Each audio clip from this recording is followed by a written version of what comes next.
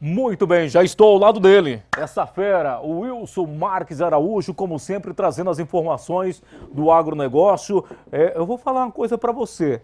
Estão economizando café aqui na emissora, Wilson? Deixa eu ver o seu. Rapaz! Ô, Amanda, foi você que trouxe café para nós aqui? Foi a Poli. Ô, Poli. Vou dar o cheirinho, né? Não, Poli, isso aqui, ó, aí, Wilson. É um gole e já foi, Poli. Pelo amor de Deus, me ajuda aí. Eu fico contando os minutos para o Wilson chegar e trazer o café aqui para nós, Wilson. Olha aí, Wilson. Mas vamos lá. Wilson, quinta-feira, né? A gente sempre com essa expectativa. Eu estou vendo nas redes sociais várias pessoas fazendo postagens, memes, né? Falando sobre o preço da carne, falando que está um valor absurdo, que no final do ano ninguém vai fazer churrasco, pessoas querendo trocar carne por carro. Colocando luto na churrasqueira. Luto, né? Na churrasqueira, né? Colocando lá tudo, pintando de preto. Essa daqui pouco vai ser utilizada agora, devido ao valor da carne em relação ao dólar que aumentou, a demanda também, né, do rebanho. E você tem informação nova a respeito desse assunto também, Wilson? Exatamente, continua tendo uma alta expressiva na arroba do boi. Hoje nós tivemos informações hoje foi negociado aqui para cima, para o Nortão, Terra Nova, boi foi vendido a R$200 a arroba. R$200? R$200, então... Antes estava sendo comercializado o quê? 240, 250? Isso em São Paulo. São Paulo. Aqui estava girando em torno de 170, né? Olha aí. Então já teve um acréscimo de R$30 por arroba aqui já. Ou seja, significa que o preço pode se elevar ainda mais. Ainda mais. Ainda tem fôlego para ele ganhar um pouco mais de preço e a gente não fala isso vai não, ficando Wilson. cada vez mais longe o nosso churrasquinho, né, Meu Célio? Deus do céu, não fala uma coisa dessa não, rapaz.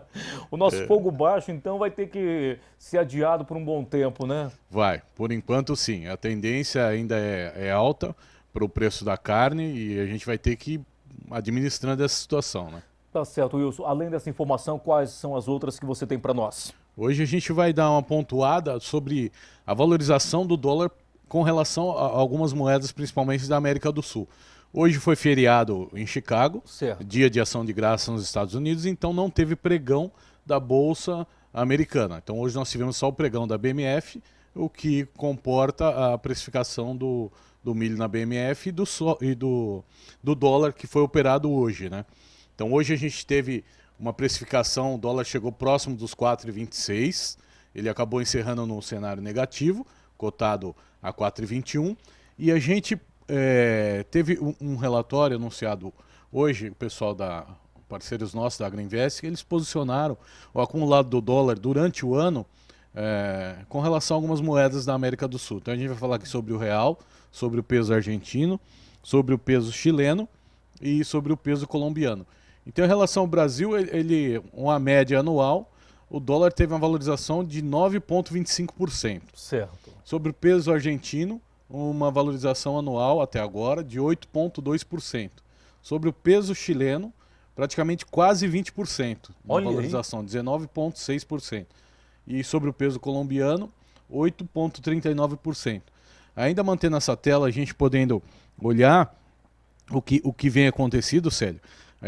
O que foi mais expressivo na questão da valorização do dólar, principalmente na América do Sul, o que a gente está pontuando, aconteceu agora no segundo semestre, em que o que foi dos maiores vilões? A nível de Brasil, a soltura do Lula, sim, a saída do atual presidente Jair Bolsonaro do PSL, né, dificultando um pouco mais, a soltura do Lula veio trazendo um pouco mais de dificuldade para os trâmites das reformas trabalhistas e das reformas que têm que ser feitas ainda, que a oposição acabou se fortalecendo um pouco mais, um momento de euforia. Sim. Né? Além das declarações que Paulo Guedes deu essa semana, de que não precisaria se preocupar com o dólar, não precisa ter medo, mas aí o mercado enxerga de uma forma mais apreensiva, né? Mas de uma certa forma o governo está fazendo a parte dele. Ontem mesmo anunciou que a partir de 6 de janeiro o cheque especial já não pode passar de 8%, né? Então muita coisa está acontecendo, mas isso impactou a nível de Brasil para a valorização do dólar em cima do real.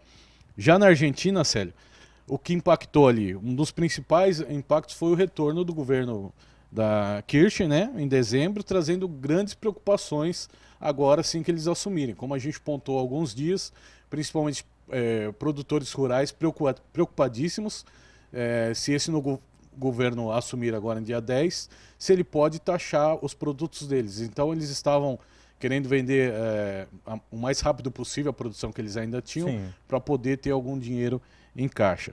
Já no Chile, os protestos ali na capital chilena por conta das elevações nas tarifas de metrô. E foi o que mais aumentou, né? Exatamente, trouxeram assim, uma grande insegurança para o mercado. A gente presenciou nos noticiários, nos veículos de comunicação, a crise enorme que se criou no Chile devido a essa questão da tarifação do metrô, então a revolta da população, o quebra-quebra que houve e teve então, desvalorizou muito o peso chileno e o dólar, por consequência, teve uma valorização muito grande em cima disso.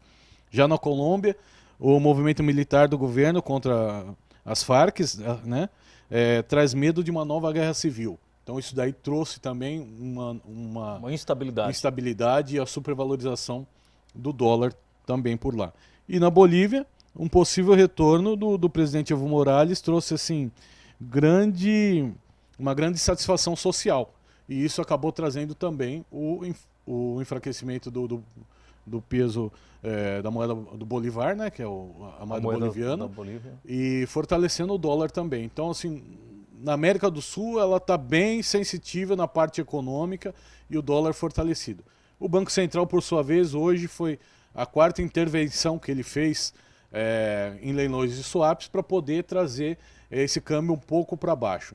Então, o trabalho do Banco Central a nível de economia continua buscando uma redução nessa valorização para poder minimizar os custos. E o reflexo disso tudo, um dólar alto não é interessante para nós, para o setor do agro, porque os custos ficam altíssimos, uma vez que a maioria dos insumos que nós utilizamos, os nossos produtores utilizam, a cotação é feita em dólar. E a hora que a gente precisa converter de dólares para real, o custo fica muito caro. Tá certo, Wilson. Ontem nós falamos também sobre aquele acidente registrado em Cláudia, né? Também uma situação que acontece muito nesse período, né? Que até na safra passada foram poucos acidentes, mas volta e meia acontece um acidente assim, quando esses pilotos acabam passando, sobrevoando as plantações, as lavouras, injetando ali o veneno, os defensivos agrícolas. É um risco que corre, né? É um risco. Infelizmente, né?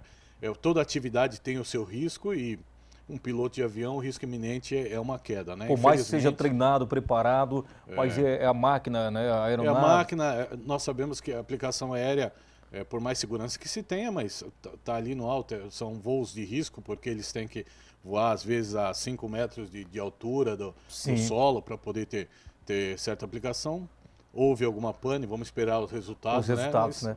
Mas nós nos solidarizamos com a família que perdeu o piloto, né? Mas triste, né? Triste. Já vários outros casos foram registrados. Por mais que são experientes, são excelentes profissionais, mas de repente, né, tem um fator que acaba aí realmente provocando esses acidentes, mas tudo isso vai ser analisado. Wilson, temos mais detalhe para nós mostrarmos? Hoje era a cotação do dólar, que seria importante mesmo. Dá para a gente olhar a tela ainda, se o Baú conseguiu colocar para nós. Não teve Chicago, mas a gente tem o fechamento do dólar, só para a gente dar uma olhada como ficou. Uma observada como encerrou o dia de hoje, né? Exatamente. O milho continua fortalecido, tá? Sendo aí comercializado a R$30, R$31 o milho disponível. O milho futuro sendo trabalhado aí próximo dos seus R$25. Ainda são números interessantes. Então nós analisamos, entramos para um novo patamar. Uma coisa é bem certa, tem que ficar bem claro, a vinda das indústrias trouxe esse diferencial para as indústrias serem empresas programadas e planejadas para poder absorver o que eles precisam de insumos, que é o milho no caso, para poder rodar as indústrias. E isso traz uma pressão para que a exportação e o mercado interno se preocupem em se programar também para suas compras. Tá certo. É possível, Baú, colocar o painel para nós acompanharmos? Se for possível, a gente vai colocar na tela já para trazer essas informações, não? O painel? O painel de Chicago. Chicago, vamos lá. Aqui, Baú, terra. Vamos ver se é possível, tá, gente? Só estamos aguardando aí. Agora sim foi possível, tá atrasando, porque em virtude desse feriado lá em Chicago, né? Agora sim aparece ali. Então nós podemos ver que está tudo 0,0 e verde aqui. O único pontinho vermelho é 0,16% de baixa, que é o milho na cotação da BMF. BMF é Brasil, então hoje operou. Mas hoje praticamente todo zerado aqui, né? Porque não teve cotação movimentação na bolsa, exatamente, não teve pregão. Apenas a BMF que operou. Então a BMF também o boi, hoje fechou, teve uma queda na BMF, foi para 212, encerrou com 2% de baixa. Já o dólar encerrou a 4,2153, com 1 ponto de baixa. Né? Além da intervenção do Banco Central, a declaração do Paulo Guedes também trouxe um desaquecimento do dólar perante o real. Vamos ver amanhã, né? Por Amanhã, mais sexta-feira. que seja sexta-feira, mas é expectativa, né? Expectativas. Porque o mercado não teve essa movimentação hoje em virtude do que nós falamos, do feriado, mas esperamos que amanhã a gente tenha uma movimentação boa para dar uma oxigenada nisso, tudo isso aí. É sempre uma incógnita, né? É o dia que praticamente o que não aconteceu na semana toda acaba acontecendo na sexta-feira. Então é um dia de bastante expectativa, assim.